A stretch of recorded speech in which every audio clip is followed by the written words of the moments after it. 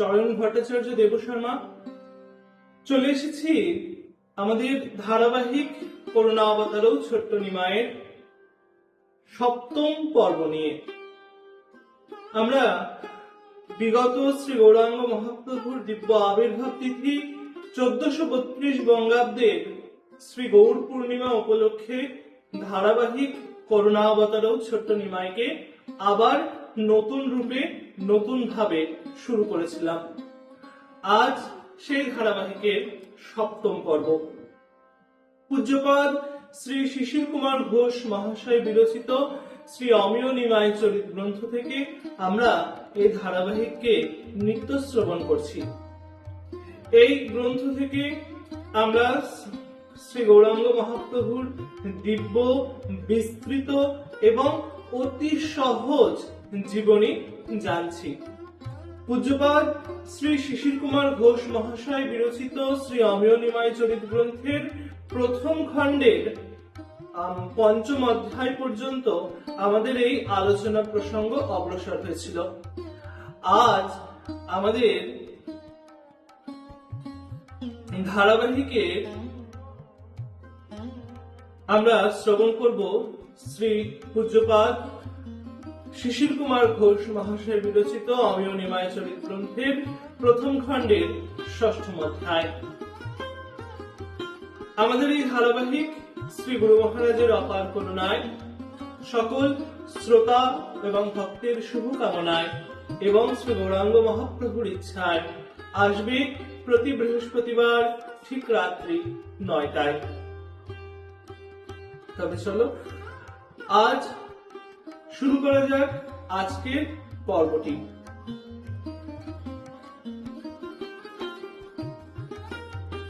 ওম অখণ্ড মণ্ডলাকারং ব্যাপ্তং येन চরাচরং তৎপদং দর্শিতং येन তস্मै শ্রী গুরবে নমঃ। आनंद लीलामय विग्रहाय हेमादिव्यच्छवे सुंदराय तस्मै महाप्रेम रसप्रदाय श्री चैतन्य चंद्राय नमो नमः। जस्वैव पदाम्बुज भक्तिलभ्या प्रेमाविधान परमा पुमर्थः तस्मै जगन्मंगलाय श्री चैतन्य चंद्राय नमो नमः। नित्यानन्दमहं वन्दे कर्णे लम्बित कुण्डलं चैतन्याग्रजरूपेण पवित्रीकृतभूतलम् आजानुलम्बित भुजौ कनकावदातौ संकीर्तनैकपितरौ कमलायताक्षौ विश्वंभरौ द्विजवरौ युगधर्मपालौ वन्दे जगत्प्रियकरौ करुणावतारौ। ॐ सर्वमङ्गलमाङ्गल्ये शिवे सर्वार्थ साधिके शरण्ये त्र्यम्बके गौरी नारायणे नमस्तुते।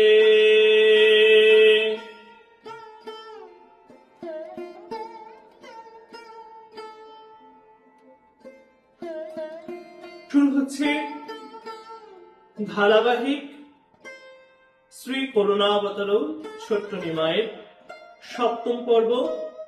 পূজ্যপাদ শ্রী শিশির কুমার ঘোষ মহাশয় বিরচিত শ্রী অমিয় নিমাই চরিত গ্রন্থের প্রথম খণ্ডের ষষ্ঠম অধ্যায়।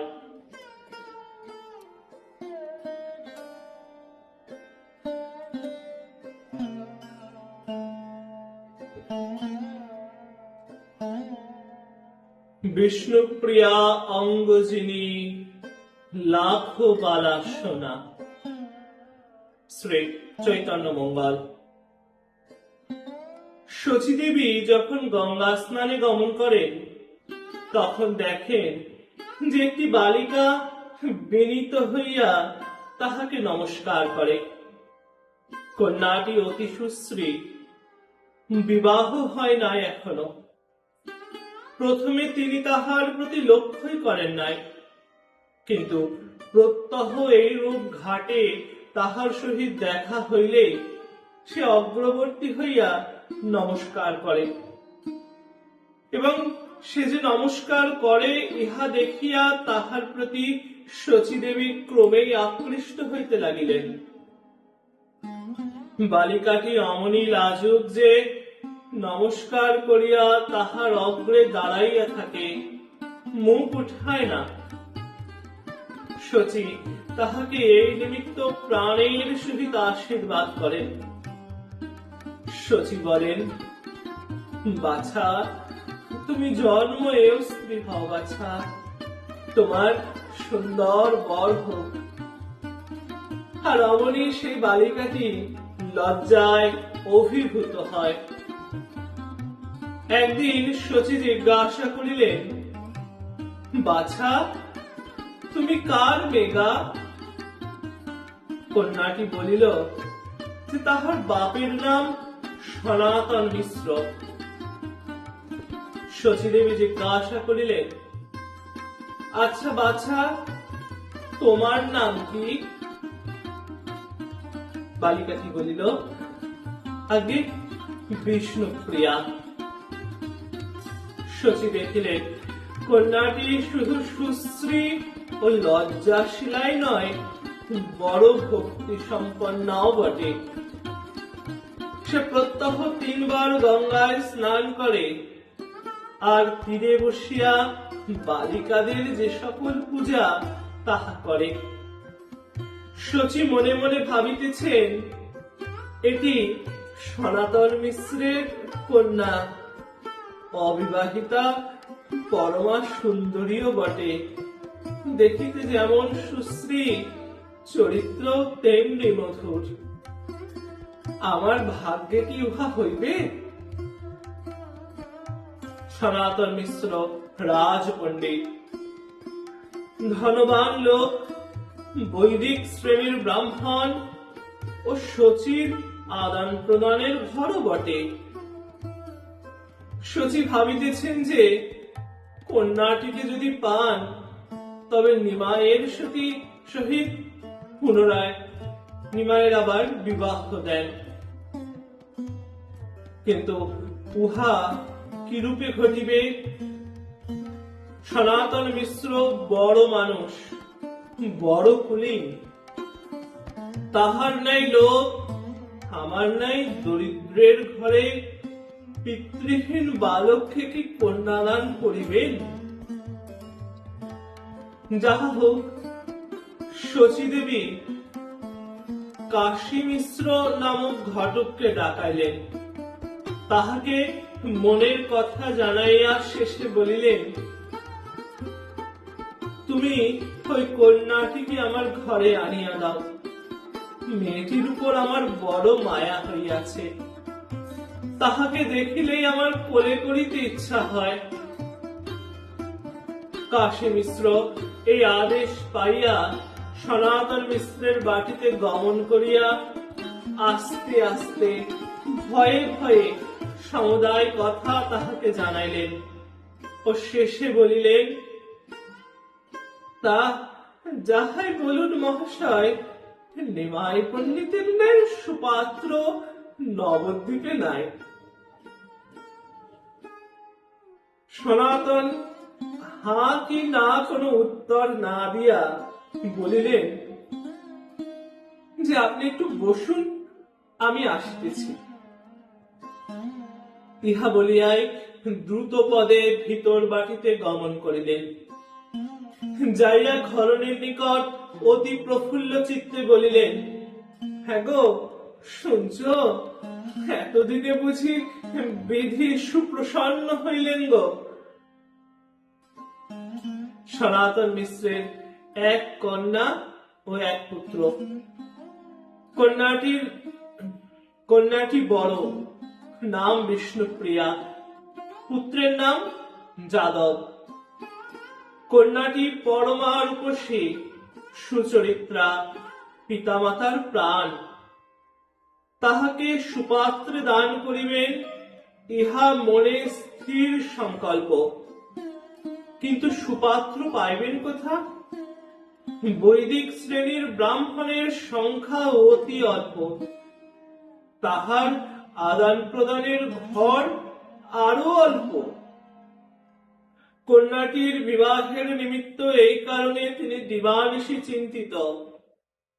নিমাই পণ্ডিতের যশ যখন প্রচার হইতে লাগিল, তখন নবদ্বীপের সকলে তাহাকে জানিলেন, সনাতন তাহার নাম শুনিলেন।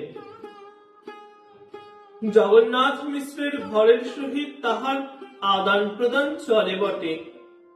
সুতরাং নিমাইকে কন্যাদান করিবার কথা স্বভাবতই তাহার মনের মধ্যে উদয় হইয়াই ছিল।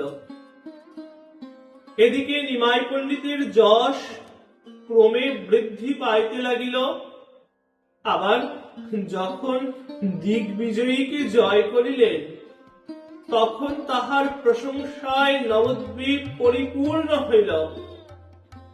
নবদ্বীপের বিদ্বজ্জন সমাজ, সেখানে বিদ্যা লইয়া লোকের ছোট বড় বিচার। যাহারা ধনবান, তাহারা পণ্ডিতগণের দ্বারস্থ। যিনি মহাপণ্ডিত, তাহার কিছুমাত্র অভাব নাই, সকলেই তাহার আজ্ঞাবহ। তিনি সমাজের কর্তা। ধনবান দোলা করিয়া যাইতেছেন, পথে যদি কোনো পণ্ডিতকে দর্শন করিলেন, অমনি দোলা হইতে নামিয়া তাহাকে নমস্কার করেন। শচীদেবী ভাবেন, নিমাই কাঙাল, পাগল, পিতৃহীন বালক, তাহাকে সনাতন কেনই বা কন্যাদান করিবে? কিন্তু সনাতন তাহা ভাবেন না। তিনি ভাবেন যে নিমাই পণ্ডিত নবদ্বীপের মধ্যে বিদ্বজ্জন সমাজের শীর্ষস্থানীয় পণ্ডিত। তিনি তাহার কন্যাকে কেনই বা গ্রহণ করিবেন? নিমাইকেও তিনি দেখিয়াছেন। যাহারা সরল, তাহারা নিমাইকে দেখিলে জন্মের মতো আকৃষ্ট হইতেন। সনাতন অতি সরল। নিমাইকে দেখিয়া তিনি একেবারে স্তম্ভিত হইলেন। তিনি ভাবিতেন, এটি তো মনুষ্য নয়, দেবতা কি সাক্ষাৎ মদন মোহন। তিনি কি তাহার কন্যাকে গ্রহণ করিবেন? তাহার কন্যা কি আদেও ইহার যোগ্য? দিবানিশি মনে মনে এই নিমিত্ত দেবতার নিকট নিমাই পণ্ডিতকে জামাতা রূপে কামনা করেন। ঘরণীয় এই একই কথা বলিয়াছিলেন। আর ইহা কিরূপে সংঘটন হইবে, দুইজনে বসিয়া তাই মাঝে মাঝেই যুক্তি করিতেন। এমন সময় কাশী মিশ্র আসিয়া সনাতনকে বলিলেন, শচীদেবীর ইচ্ছা তোমার কন্যাকে তাহার পুত্রবধূ করেন। ইহাতে সনাতন আনন্দে কিছু বলিতে পারিলেন না। উঠিয়া দৌড়িয়া ঘরণীকে শুভ সংবাদ দিতে গেলেন। এখন এই কন্যাটির কথা শুনুন। বালিকাটির রূপ অতি মনোহর, কিন্তু তাহার রূপ অপেক্ষাও গুণ অধিক। আবার হৃদয়ে ভক্তি থাকায় সেই রূপ যেন আরো প্রস্ফুটিত হইয়াছে। বিষ্ণুপ্রিয়ার অন্তরে লজ্জা, বিনয় ও ভক্তি। বহিরের সুগঠন, কাঞ্চনের ন্যায় বর্ণ, হিঙ্গুলের ন্যায় অথর, কমলের ন্যায় নয়ন ও কুন্দে কাটা বদন। কন্যাটি তাহাকে প্রণাম করিলে শচী তাহাকে শুধু আশীর্বাদ করিয়াই ক্ষান্ত হইতেন না, নিকটে রাখিয়া তাহার সহিত অনেকক্ষণ কথাবার্তাও বলিতেন। কন্যাটি যেন তাহাকে ছাড়িতে চাহিত না। শচী দেবী মনে মনে ভাবিতেন, মা, আমি যদি তোমাকে ঘরে আনিতে পারি তবেই আমার নদিয়া বসতি সার্থক হয়। এক ঘাটে লক্ষ লক্ষ রমণী স্নান করে, কে কাহাকে চেনে? সেখানে সেই কন্যাটি এত রমণী থাকতে তাহার সহিত কোন সম্পর্ক নাই এমন যে শচী দেবী তাহাকে বাছিয়া প্রত্যহ ভক্তিপূর্বক কেনই বা প্রণাম করেন? শুধু তাহা নয়, বালিকার বয়সক্রম 11 ঊর্ধ্ব নয়, কিন্তু তবু প্রত্যহ 3 বার গঙ্গা স্নান করে, দিবানিশি ঘরের ঠাকুর সেবায় রত থাকেন। ইহারই বা কারণ কি? নিমাইয়ের পার্ষদ মুকুন্দ পণ্ডিত তাহার শ্রী গৌরাঙ্গ উদয় গ্রন্থে লিখিয়াছেন যে শ্রী নিমাই বিষ্ণুপ্রিয়ার হৃদয়ে উদয় হয়, তাহাতে তিনি নবানুরাগে পাগলিনীর মতো হয়। চৈতন্য ভাগবত এই সম্বন্ধে একটু আভাস দিয়া বলিয়াছেন যে কন্যাটি দেব ভক্তিতে সর্বদা রত থাকিতেন, প্রত্যহ 3 বার গঙ্গায় স্নান করিতেন ও শচী দেবীকে দেখিলে প্রণাম করিতেন। সে যাহা হোক, নিমাই পণ্ডিতি স্বপনে তাহার হৃদয়ে প্রবেশ করুন কি তিনি নিমাইকে গঙ্গার ঘাটে দর্শন করিয়া তাহার প্রতি আকৃষ্টই হন। ইহা নিশ্চয় যে শচী দেবী তাহার নিকট বড় মিষ্ট লাগিতেন। আর শচী দেবী মিষ্ট কেন লাগিতেন? না নিমাই পণ্ডিতের মা বলিয়া। কন্যাকালে নিমাই পণ্ডিতকে মনে মনে আত্মসমর্পণ করিয়া বালিকাটি বড় ফাঁপড়ে পড়িয়াছিলেন। মুহুর্মুহু গঙ্গা স্নান করিতে আসেন, মনে আশা তাহার বরকে একবার যদি দেখিতে পাইবেন। আবার শচীকে দেখিলেও ইচ্ছা করে যে তাহার নিকটে গমন করেন, কিন্তু কি বলিয়া যাইবেন? একটাই উপলক্ষ, প্রণাম করা। তাই শচীকে দেখিলে ধীরে ধীরে গমন করিয়া ভক্তিপূর্বক প্রণাম করেন, আর প্রণাম করিয়া অধোমুখে দাঁড়াইয়া থাকেন। শচীকে ছাড়িয়া যাইতে ইচ্ছা হয় না। মনে মনে কি ভাবেন জানি না, বোধহয় ভাবেন, তুমি আমার মা, আমাকে ঘরে লইয়া যাও, আমি চিরজীবন তোমারই সেবা করিব।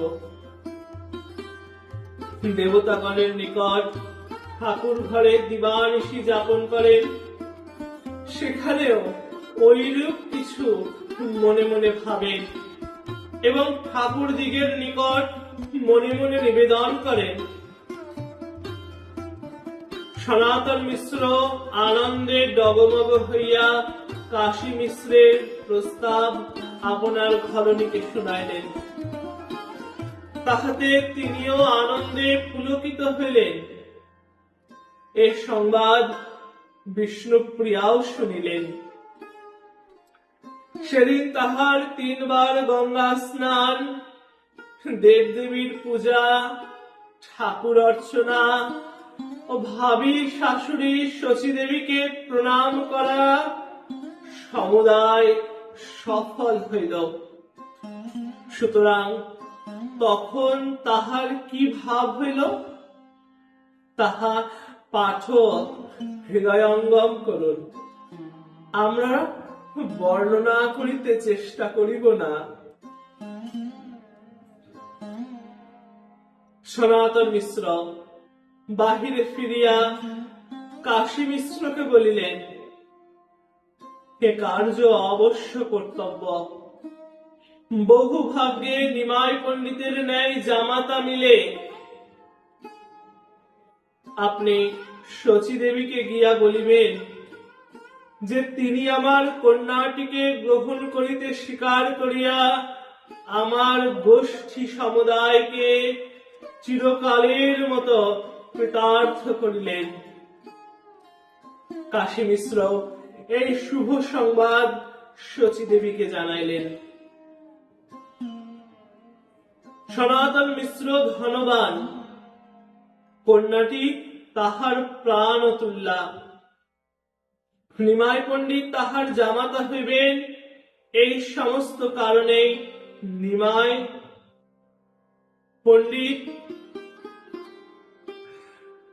পণ্ডিত তাহার জামাতা হইবেন, এই সমস্ত কারণেই পণ্ডিত মিশ্র আহ্লাদে সংজ্ঞাহারা হইলেন। তিনি এই বিবাহের উপলক্ষে সর্বস্ব দান করিবেন স্থির করিলেন। তখন স্বর্ণকার ডাকাইয়া নানাবিধ বহুমূল্য অলঙ্কার ও বিবাহের অন্যান্য দ্রব্য সমূহ প্রস্তুত করিতে দিলেন। শুভস্য শীঘ্রম ভাবিয়া এই কার্য যাহাতে অনতি বিলম্বে নির্বাহ হয় তাহার নিমিত্ত লগ্ন স্থির করিতে এক গণককে ডাকাইলেন। গণক সনাতন মিশ্রের বাড়িতে আসিতেছেন। এমন সময় পথে চঞ্চল নিমাই পণ্ডিতের সহিত তাহার দেখা হইল। তখন গণক হাসিয়া বলিলেন, পণ্ডিত, জানো আমি কোথায় যাইতেছি? নিমাই বলিলেন, কই না তো, আমি জানি না তো, কোথায় যাচ্ছ তুমি? গণক বলিলেন, আমি সনাতন মিশ্রের বাড়িতে বিবাহের লগ্ন স্থির করিতে যাইতেছি। নিমাই জিজ্ঞাসা করিলেন, ও বিবাহ? কাহার বিবাহ? গণক উত্তর করিলেন, আরে বাপু, তোমার গো, তোমার বিবাহ, আর কাহারই বা হইবে? কিন্তু নিমাই অত্যন্ত হাস্য করিয়া বলিলেন, আমার বিবাহ? কই, আমি তো তাহার কিছুই জানি না। ইহা বলিয়ায় হাসিতে হাসিতে চঞ্চল শিরোমণি চলিয়া গেলেন। গণক সনাতনের বাড়ি আসিলে সনাতন তাহাকে লগ্ন স্থির করিতে বলিলেন। শুনিয়া গণক গম্ভীর ভাবে বলিলেন যে নিমাই পণ্ডিতের সহিত একটু পূর্বে তাহার দেখা হইয়াছিল, আর বিবাহের সম্বন্ধে দু একটি কথাও হইয়াছিল। তাহাতে বোধ হইল যেন তাহার এই বিবাহে মত নাই। সনাতন ভাবিলেন, বিবাহের কথাবার্তা শচীদেবীর সহিত হইয়াছে, তিনি বৃদ্ধা, পুত্র বড় হইয়াছে, নিমাই পণ্ডিতের এখন স্বাতন্ত্র অবলম্বন করাই সম্ভব। যখন নিমাইয়ের মত নাই, তখন শচীদেবীর মতে কি হইবে? এই ভাবিয়া সনাতন মর্মাহত হইয়া অধবদনে রহিলেন। ক্রমে এ কথা তাহার ধরণীর কর্ণে উঠিল। তিনি হাহাকার করিতে লাগিলেন, বিষ্ণুপ্রিয়াও শুনিলেন। তখন তাহার কি অবস্থা হইল তাহা বর্ণনা করা নিষ্প্রয়োজন। সনাতন আত্মীয় স্বজন ও বন্ধু বান্ধবকে ডাকাইলেন ও সমুদায় কথা বলিলেন। কিন্তু পাত্রের যখন বিবাহে মত নাই, তখন বন্ধু বান্ধব আর কি বা পরামর্শ দিবেন? এইরূপে সনাতন মিশ্র কি করিবেন স্থির করিতে না পারিয়া দুঃখের সাগরে নিমগ্ন হইয়া কাল যাপন করিতে লাগিলেন। এ কথা নিমাই পণ্ডিতের কর্ণগোচর হইল। তিনি কেন গণকের কাছে ওরূপ কথা বলিয়াছিলেন তাহা বিচার করা নিষ্ফল।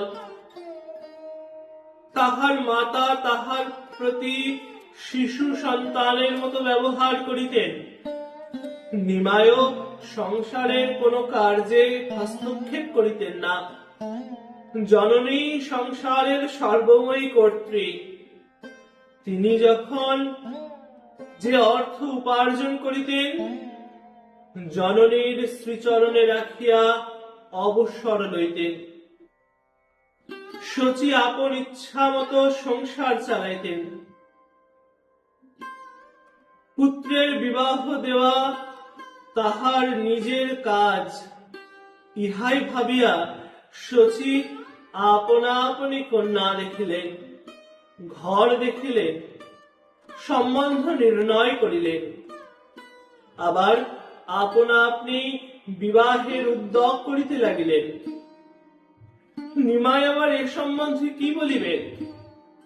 সুতরাং এ কথাও হইতে পারে যে প্রকৃতই নিমাই বিবাহ সম্বন্ধে কিচ্ছু জানিতেন না, তাই গণককে ওই কথা বলিয়াছিলেন। আবার ইহাও হইতে পারে যে সকল বিষয় উপেক্ষা করার নিমাইয়ের মজ্জাগত স্বভাব ছিল।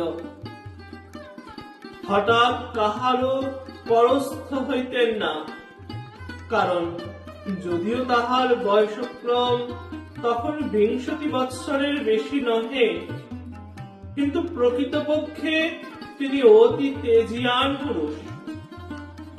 তিনি উপেক্ষা করিলে উপেক্ষিতের তাহার উপর আকর্ষণ আরো বৃদ্ধি পাইত। সনাতন মিশ্র সম্বন্ধেও তাহাই ঘটিল। সনাতন মিশ্র তাহার গোষ্ঠী নিমাই কর্তৃক উপেক্ষিত হইয়া তাহাকে পাইবার জন্য আরো অত্যন্ত ব্যাকুল হইলেন। যেখানে প্রীতি গাঢ়, সেখানে উপেক্ষায় উহা বর্ধিত হয়। যখন শ্রীকৃষ্ণ শ্রীমতীকে উপেক্ষা করিলেন, তখন শ্রীমতী অচেতন হইয়া পড়িলেন। চেতন পাইয়া চতুর্দিকে কৃষ্ণময় দেখিতে লাগিলেন। শ্রীকৃষ্ণ আবার উপেক্ষা করিয়া বড় ক্লেশ পাইলেন। তাহার উপেক্ষায় শ্রীমতী মর্মাহত হইবেন ভাবিয়া তিনি নিকুঞ্জ বনে শয়ন করিয়া হাহাকার করিতে লাগিলেন। সেইরূপ যেমন সনাতন হাহাকার করিতে লাগিলেন, নিমায়ও একথা শুনিয়া নিতান্ত ব্যথিত হইলেন। তখন ব্যস্ত হইয়া একজন সুহৃদকে সনাতন মিশ্রের বাড়ি পাঠাইলেন। নিমাই পণ্ডিতের প্রেরিত লোক আসিয়া সনাতনকে বলিলেন, নিমাই পণ্ডিত জননীর আজ্ঞাবহ। জননী যাহা স্থির করিয়াছেন তাহাই তাহার শিরোধার্য। অতএব আপনি দিন স্থির করিয়া বিবাহের উদ্যোগ করুন। ইহাতে সনাতন মিশ্রের বাড়িতে পুনরায় আনন্দধ্বনি হইতে লাগিল। এদিকে নিমাই পণ্ডিতের আত্মীয় কুটুম্ব, বন্ধু বান্ধব ও পড়ুয়াগণ শুনিলেন যে সনাতন মিশ্রের কন্যার সহিত তাহার বিবাহ স্থির হইয়াছে। এ কথা শুনিয়া সকলে আনন্দিত হইলেন। কায়স্থ জমিদার বুদ্ধিমন্ত খাঁ বলিলেন যে বিবাহের সমুদায় ব্যয়ভার তিনি একাকী বহন করিবেন।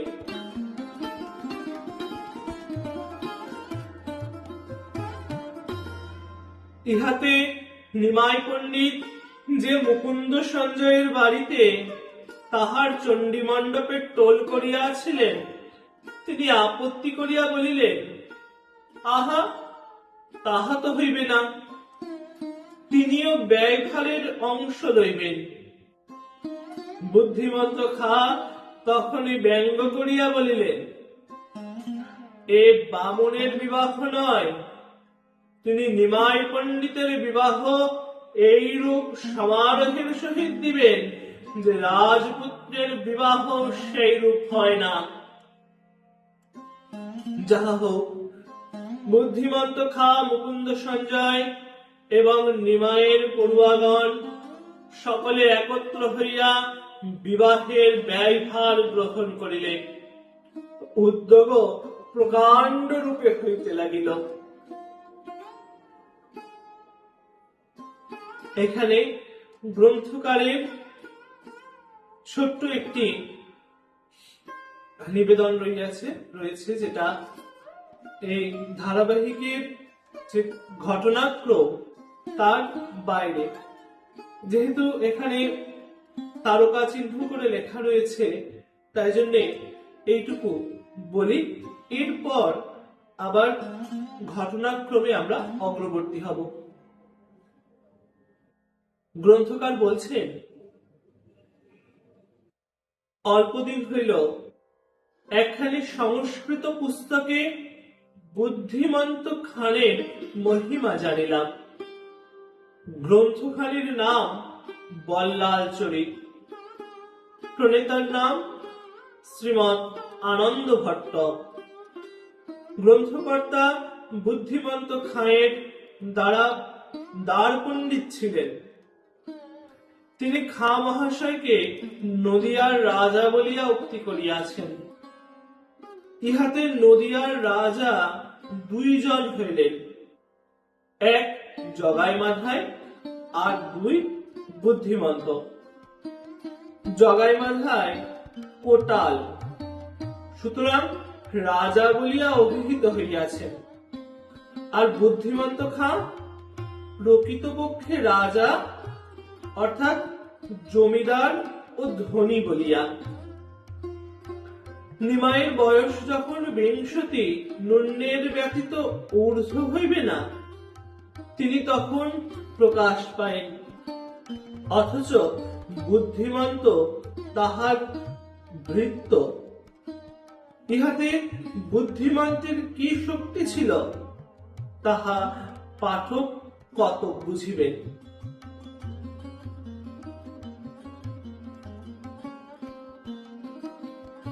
আমরা এবার ঘটনাক্রমে পুনরায় ফিরে আসি।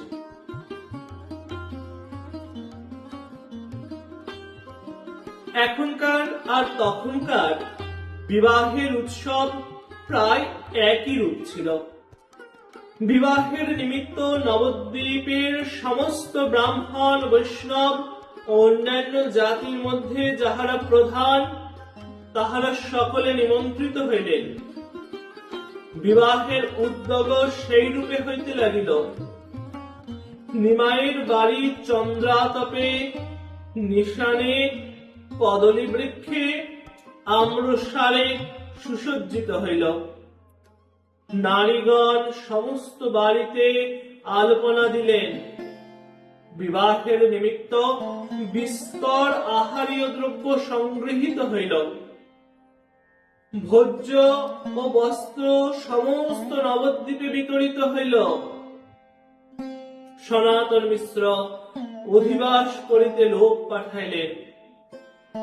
শচীদেবীও অধিবাস করিতে সনাতন মিশ্রের বাড়ি লোক পাঠাইলেন। বিবাহের যেরূপ সমারোহ হইল, নবদ্বীপে সেই রূপ সমারোহের বিবাহ কেহ কখনো দেখেন নাই। চৈতন্য ভাগবত বলেন, যে সমুদায় দ্রব্য পড়িয়া রহিল, তাহা দ্বারা আরো 5টি উত্তম বিবাহ সুসম্পন্ন হইয়া যাইবে। চৈতন্য ভাগবত আরো বলিয়াছেন যে নিমায়ের অলৌকিক শক্তিতে দ্রব্যাদি অফুরন্ত হইয়াছিল। শচী মহানন্দে জল, সওয়া, ষষ্ঠী পূজা প্রভৃতি নারীদিগের নিয়মিত সমুদায় কার্য করাইলেন। নিমায় স্নানাদি করিতে বসিলেন। এগণ তাহার অঙ্গ মার্জনা, পাদদ্বয় পরিষ্কার ও কেশ বিন্যাস করিতে লাগিলেন। সর্বাঙ্গ মার্জনা করিয়া পরিশেষে তৈল আমলকি ও হরিদ্রা মাখাইলেন। যে রমণীগণ নিমায়ের অঙ্গ মার্জনা করিতেছেন কিংবা সেখানে দাঁড়াইয়া যাহারা দর্শন করিতেছেন, তাহাদের সকলের অঙ্গ আনন্দে পুলকিত হইতেছে। পৃথিবীর মধ্যে সর্বাপেক্ষা সুন্দর যুবা পুরুষের ঐরূপ দিব্য, ঐরূপ সুন্দর অঙ্গ মার্জনা করিতে করিতে কোন কোন রমণীর মন বিচলিত হইবারই কথা, কিন্তু যাহারা নিমায়ের সেবা করিতেছিলেন তাহাদের মনের মধ্যে কোন কুভাব উদয় হইল না। যে ভাবের উদয় হইল তাহাতে কেবল বিমলা আনন্দ উঠিতে লাগিল। নিমায়ের এই শক্তির কথা পূর্বেও বলিয়াছি। নিমাইকে দর্শন করিয়া যাহারা মুগ্ধ হইতেন, তাহাদের সেই সঙ্গে সঙ্গে মন নির্মল হইত। তাহার পর অন্যান্য নিয়মিত সমুদায় কার্য সমাধা হইয়া গেলে নিমায়ের বৈশ্যগণ তাহার বেশভূষা করিতে বসিলেন। কপালে অর্ধচন্দ্রাকৃতি চন্দনের ফোঁটা দিয়া উহার মধ্যস্থলে মৃগমদ বিন্দু দেওয়া হইল। সমস্ত মুখ অলকাবৃত, নয়নে কজ্জল দেওয়া হইল। গলায় ফুলের মালা, তাহার উপর মতির মালা দুলিতে লাগিল। বাহুতে রত্নবাজু ও কর্ণে কুণ্ডল পরানো হইল। নিমাই কোটি আটিয়া পীত ও পট্টবস্ত্র পরিধান করিলেন। গাত্রে পট্ট চাদর দেওয়া এবং মস্তকে মুকুট পরানো হইল। নিমাই তখন উঠিয়া জননীকে প্রদক্ষিণ করিয়া অতি ভক্তিপূর্বক প্রণাম করিলেন। আর শচী দেবী ধান দুর্বা দিয়া আনন্দে পরিপ্লুত হইয়া আশীর্বাদ করিলেন। নিমাই গোধূলি লগ্নে বয়স্কগণ সহ দোলায় আহরণ করিলেন। আরোহণ করিয়া বুদ্ধিমন্ত খার পদাতিক গণ তাহাকে ঘিরিয়া চলিল। নানাবিধ বাদ্যের সঙ্গে নিমাই পণ্ডিত প্রথমে সুরধ্বনি তীরাভিমুখে চলিলেন। তখন এখনকার মতো ঢোল ছিল না। ঢোলের পরিবর্তে মৃদঙ্গ, মাদল, জয় ঢাক, বীর ঢাক, কাসর, ঝঞ্ঝা প্রভৃতি বাদ্য ছিল। নাচওয়ালারা নাচিয়া এবং কাঁচুকেরা কাচকাচিয়া সঙ্গী লোক সমূহের আমোদ বিধান করিতে করিতে চলিল।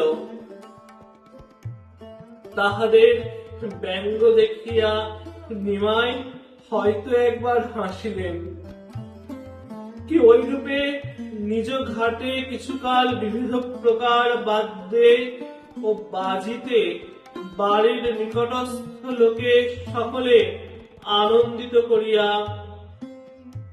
নিমাই পণ্ডিত সনাতন মিশ্রের গৃহাভিমুখে গমন করিলেন।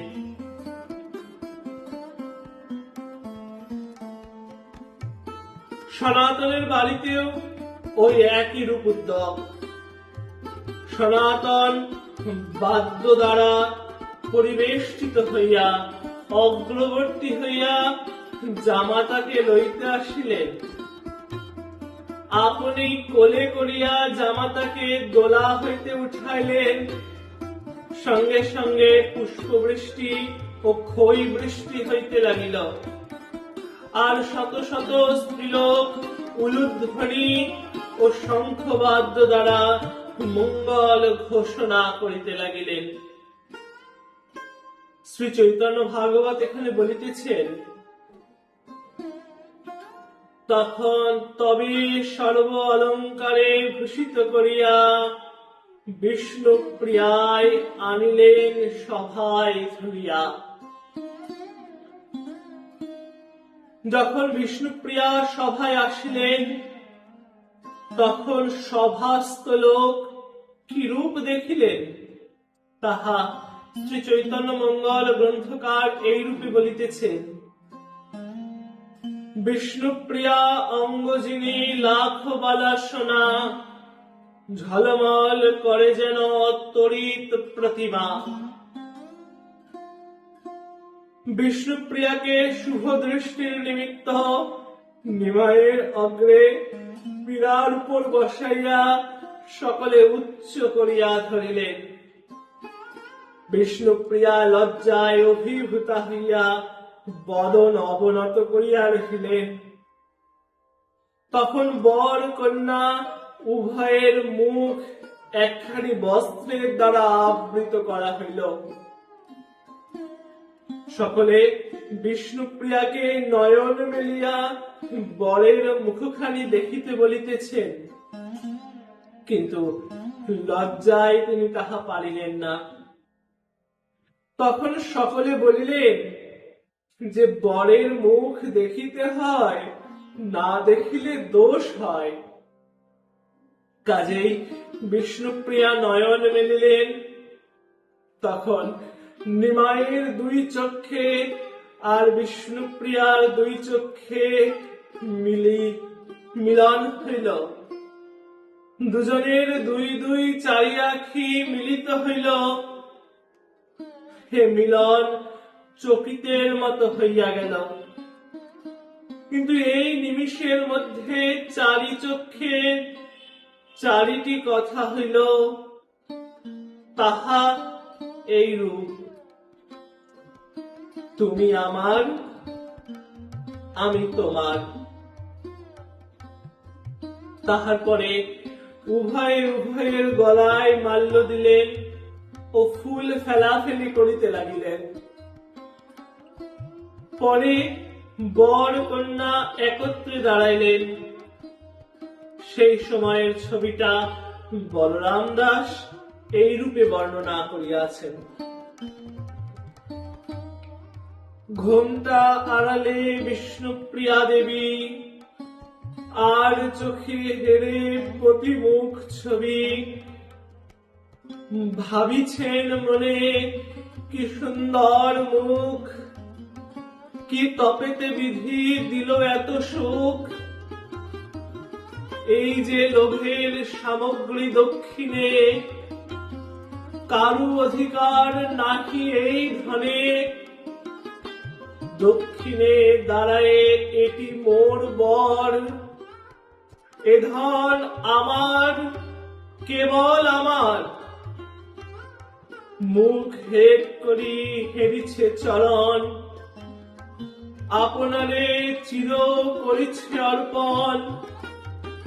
বিধি সাক্ষী করি কহিছেন মনে, আমি তো বালিকা কহিতে জানি নে, মোর যত সুখ ধরো তুমি করে, তোমার যে দুঃখ দাও মোর শিরে, দুঃখে কিবা সুখে যেন রাখো মোরে, ওই চন্দ্রমুখ যেন মোরে স্ফুরে, শত অপরাধ করিব চরণে, ক্ষমিবা সকল তুমি নিজ গুণে।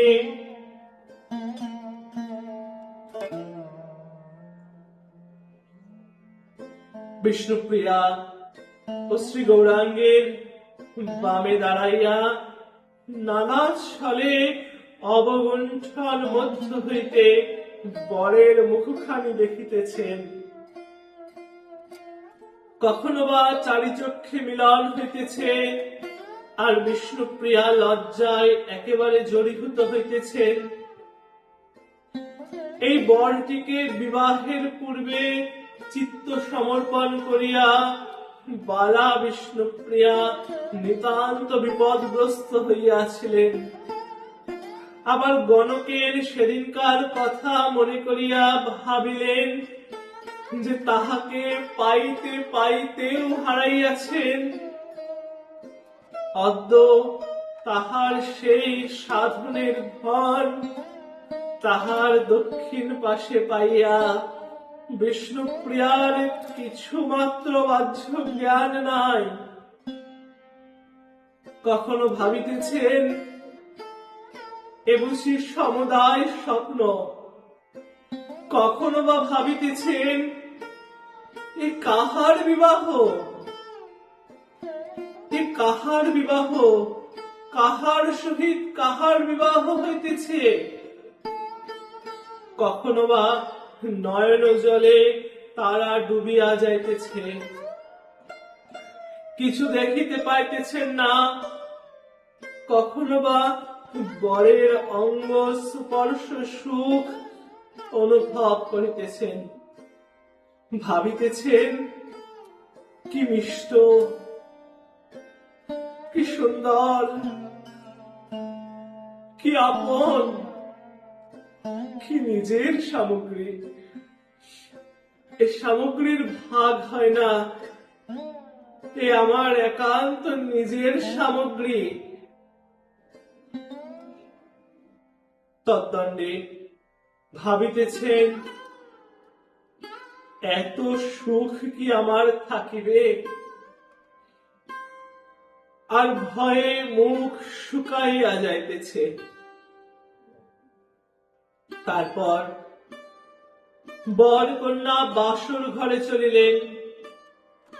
বিষ্ণুপ্রিয়ার অঙ্গ একেবারে অবশ হইয়া গিয়াছে, চলিতে পারিতেছেন না। নিমাই এক প্রকার তাহাকে টানিয়া লইয়া যাইতেছেন। এমন সময় ঝনাত করিয়া একটি শব্দ, কিসের শব্দ হইল? বিষ্ণুপ্রিয়ার দক্ষিণ পাদাঙ্গুষ্ঠে উছট লাগিল। তিনি দারুণ ব্যথা পাইলেন ও রক্ত পড়িতে লাগিল। শ্রীখণ্ডীর গোস্বামীগণ বলেন, লোচন তাহার চৈতন্য মঙ্গল গ্রন্থে শ্রীমতী বিষ্ণুপ্রিয়ার নিকট পড়িতে পাঠাইয়াছিলেন, আর সেই সময়ে এই গ্রন্থে উপরিউক্ত ঘটনা লিখে নাই বলিয়া ক্ষোভ করিয়া তাহাকে পত্র লিখিয়াছিলেন। কিন্তু তখনই একটি কথা মনে হওয়ায় ব্যথিতা বিষ্ণুপ্রিয়া আর ব্যথার কথা মনে থাকিল না। তিনি ভাবিলেন, বাসর ঘরে যাইতে একই অমঙ্গল, অমনি সকল সুখ ফুরাইয়া গেল, আর তখন তাহার নূতন আশ্রয় সেই বরের প্রেমের অঙ্গে, কোমল অঙ্গে ঢলিয়া পড়িলেন। নিমাই বিষ্ণুপ্রিয়ার পায়ে উছট লাগিবা মাত্র জানিতে পারিলেন, আর তাহার নবপ্রিয়ার দুঃখ ও ভয় দেখিয়া আপন পাদাঙ্গুষ্ঠ দ্বারা তাহার ক্ষতস্থান চাপিয়া ধরিলেন। এই প্রথমেই বর ও কন্যার আলাপ হইল। যদিও এ আলাপ অঙ্গুষ্ঠে অঙ্গুষ্ঠে, তবুও উভয়ের মনের ভাব উভয়ে বুঝিতে পারিলেন। বিষ্ণুপ্রিয়ার মনে ভাব এই যে বর, হে বর, হে নবপরিচিত, হে আশ্রয়, হে নাথ, হে প্রাণেশ্বর,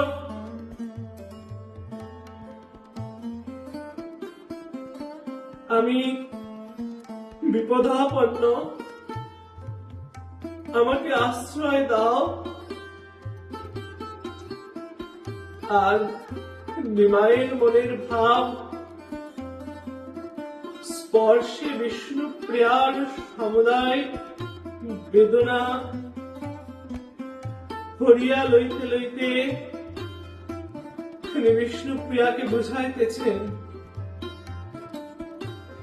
হে দুর্বলে, হে প্রিয়ে,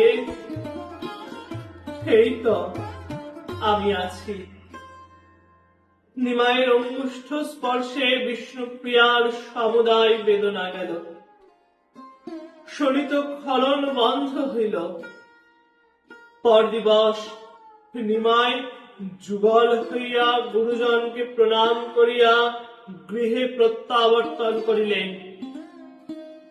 সনাতন তাহার পুত্র যাদবকে নিমাইয়ের হস্তে সঁপিয়া দিয়া শেষে কন্যাটির হস্ত লইয়া নিমাইয়ের হস্তে দিয়া বলিলেন,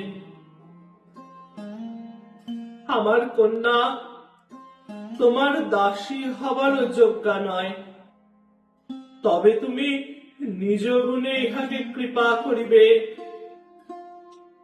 নিমাই মস্তক অবনত করিয়া রহিলেন। সনাতনের নয়ন হইতে জল পড়িতে লাগিল। তাহা দেখিয়া বিষ্ণুপ্রিয়া ধৈর্য হারাইয়া রোদন করিতে লাগিলেন। নিমাইয়েরও আখি ছল ছল করিতে লাগিল। সনাতন আপনার পুত্রটিকে দেখাইয়া বলিলেন, আমার এই পুত্রটিকে পালন করিবে। নিমাই সম্মত হইলেন। বিষ্ণুপ্রিয়াকে সনাতন সান্ত্বনা করিলেন ও বহুতর দান সামগ্রী লইয়া নিমাই নববধূ সহ বাড়িতে আসিলেন। শচীদেবী অগ্রবর্তী হইয়া বধূ মাতাকে কোলে করিয়া মুখে শত চুম্বন দিলেন ও জ্ঞান হারা হইয়া নৃত্য করিতে লাগিলেন, যথা শ্রী চৈতন্য মঙ্গল। বধূ কোলে করি তবে শচীর নাচন।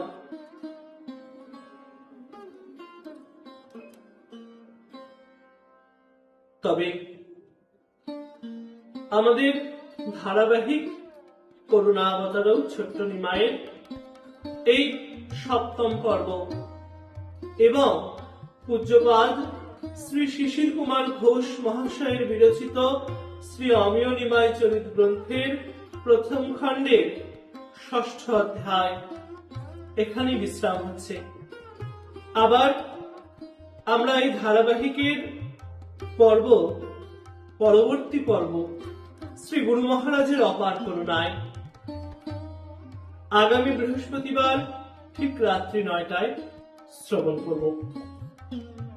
সকল শ্রোতা ও ভক্তের কাছে একটাই অনুরোধ, এই চলচ্চিত্রে উপস্থাপিত শ্রী গৌরাঙ্গ মহাপ্রভুর দিব্য জীবনী সহজ বাংলায় অতি বিস্তারিত ভাবে পূজ্যপাদ শ্রী শিশির কুমার ঘোষ মহাশয়ের আশীর্বাদে তুলে ধরতে পারছি। তার পরিশ্রমের ফল এই শ্রী অমিয় নিমায় চরিত গ্রন্থ। সেই গ্রন্থ থেকে আমি এই ধারাবাহিক সকলের সামনে তুলে ধরছি। সকলের ভালো লাগলে অবশ্যই লাইক করুন, কমেন্টের মাধ্যমে আপনাদের অতি মূল্যবান মতামত জানাতে ভুলবেন না। আর ধারাবাহিক করুণাবতার ও ছোট্ট নিমায়ের এই যে শ্রী গৌরাঙ্গ মহাপ্রভুর দিব্য জীবন কাহিনী, সেটা সকলকে জানান, সকলকে জানিয়ে দিন, সকলের সঙ্গে ভাগ করে নিন। যারা শুনছেন তারা তো শুনছেনই, আর যারা শুনতে পাচ্ছেন না তাদের কাছেও এই ধারাবাহিক পৌঁছে দিন, তারাও যাতে মহাপ্রভুর লীলা, শ্রী গৌরহরির লীলা বিস্তারিত ভাবে অতি সহজ ভাষায় জানতে পারে।